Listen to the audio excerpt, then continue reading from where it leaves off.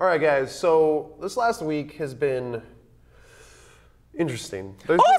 Yeah, very, very awesome, very exciting. But it's been very interesting because there's been a lot of news concerning this giant Star Wars merger deal with Disney. Huge speculation, rumors. I don't know if there's any facts. It's really hard to say about facts and like what's for real. We do know another trilogy will be made. Yes. We do know that it's going to be worked off of the original treatments done by George Lucas. Now it's been kind of known, I mean, that's kind of like the rumor that he had 9 movies set out. The first trilogy, he started with the second trilogy, and then he would have a third one eventually. He said he wouldn't make it. He had the story for it, though. He was true. He's not making it. He's not making it. But we've also heard rumors about a biographer who he supposedly showed another set, so up to 12? Up to 12 movies. And now, I'm not one to complain about having 12 Star Wars movies. That sounds like nerd heaven, nerd nirvana to me. You know, like that's awesome. But I don't know where they're going to go with it. You know, well, and that's the one thing. That's the one thing that we talked about. That's scary is what are in these treatments, because there are some great source material. Timothy Zahn. The Thorne trilogy is fantastic, and there's ones beyond that would be fantastic. But you obviously people are going to doubt George Lucas, but he created the originals. And this is part of the originals that he was talking about. Yes. So I think we kind of have to believe in him. It wouldn't necessarily be him doing it, which is a good thing because Empire Strikes Back is like the best one. Yeah.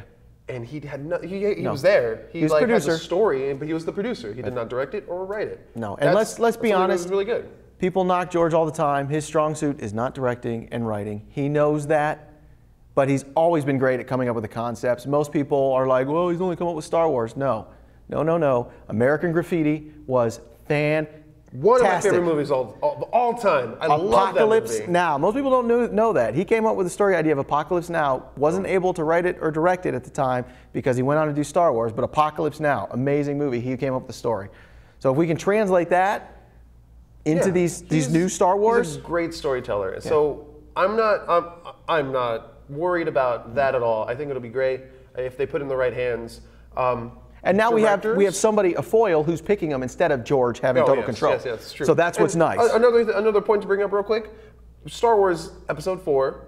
I think we might have talked about this. I know I talked about this a ton of times with like my friends this week. He's not the best director, and the first trilogy he got to direct, write, do everything with. No one told him no.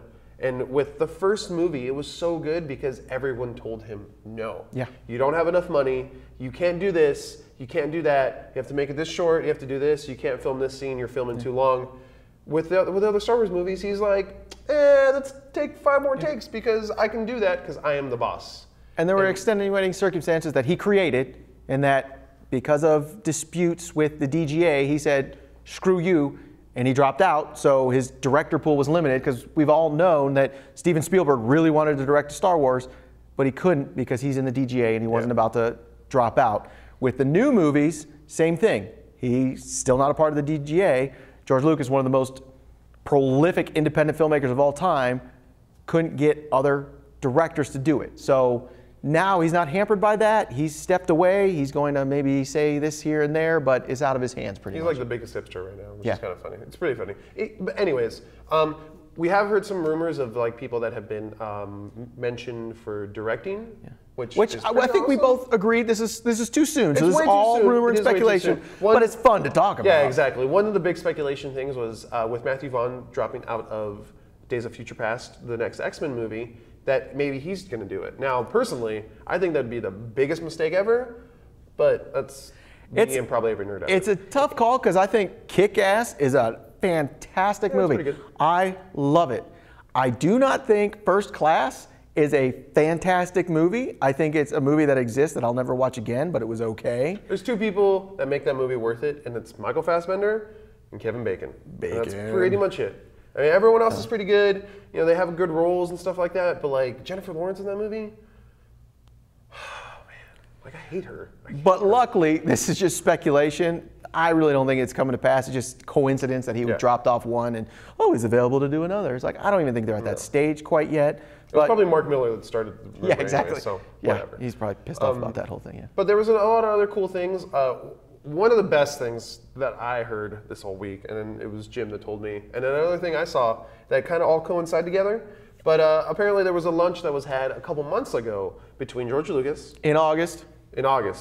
George Lucas, Carrie Fisher, and Mark Hamill, and he actually approached them telling them, hey, they're going to make another trilogy. They're going with it. They're going with the story. How the hell was this kept a secret? I don't know how it was, because Carrie Fisher's crazy and she says everything. She literally says everything.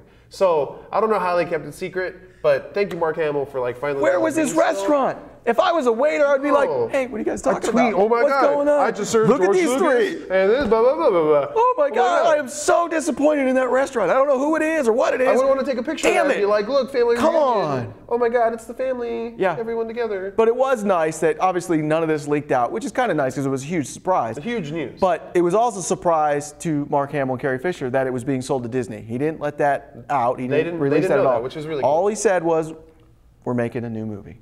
And a new Star Wars it seemed movie. like they expressed interest. Like they were like, yeah, it wouldn't be a bad idea. I mean, I know those characters are gonna be a lot older. I'm pretty sure this is not Mark Hamill or anything talking. I'm pretty sure the story is gonna take place a little bit later. I would love if they introduced like in the books the kids. Yeah. I don't know if that's a part of the original trilogy. Luke or setting the up a original Jedi saga Academy to try and train new that is Jedi, gonna have that to be in established. that city. I think that's fantastic. That's gonna be really sweet. Leia being a diplomat, working that. Using her diplomat Jedi powers. One of like my some crazy favorite RPG rumors so character. far, actually is not a rumor, this was actually asked by Entertainment Weekly.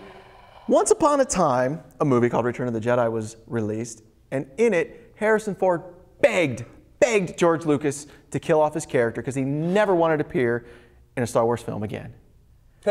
Entertainment Weekly asked Harrison Ford, well, what do you think? And he is on board. He's very, very interested. First off, he's gonna make another $50 million off of it. I think he's okay with that. You know, I mean, I think he'll be totally fine with that. Callista will love it. It'd just be awesome to have like Harrison Ford as Han Solo originals, again. Like, the And then you originals. can kill him when he's old, and that's fine, and everyone will love it.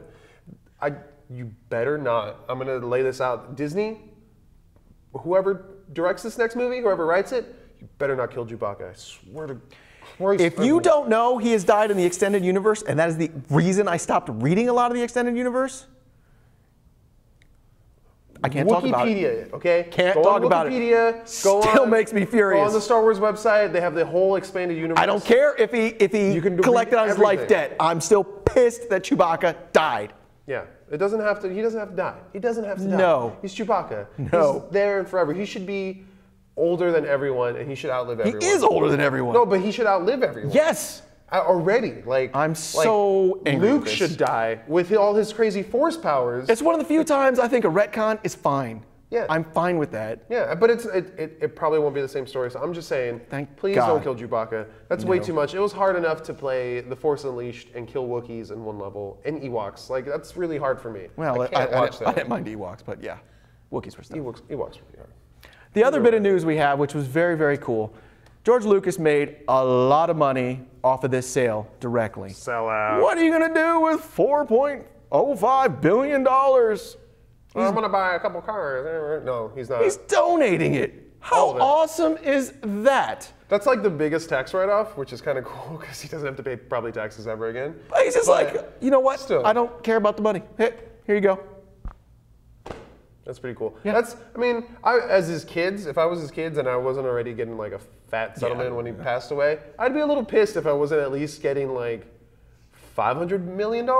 You'd be like, Dad, you can't at least give me $500 million and then donate everything else. But I mean, that's me. I have no money right now. So, Yeah, I was gonna say. So that sounds I don't know if I'd give that much money away, but I mean, that's so cool. Obviously, he's already rich from everything he's done in He the gave past. more But away than that. I'm just saying. Yeah, I'm your child, sir. very, very commendable.